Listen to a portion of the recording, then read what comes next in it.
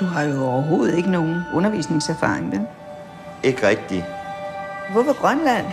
Jeg har ingen børn, jeg har ikke noget, der binder mig. Så er det nu eller aldrig for at komme på sådan et eventyr. Velkommen til det nye hjem. I det hele taget til Grønland.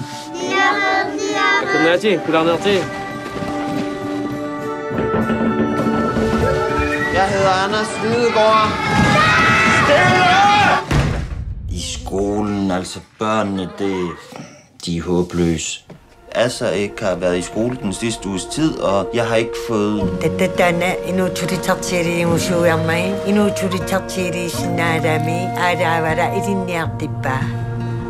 Altså, kan jeg lige så godt til hjem? Så tag hjem til Danmark. Skide røvhul.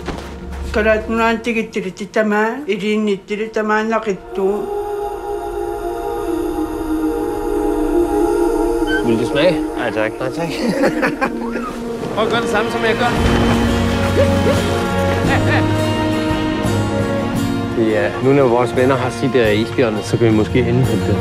Jeg fortæller at der er doktor Radat, som er sandt.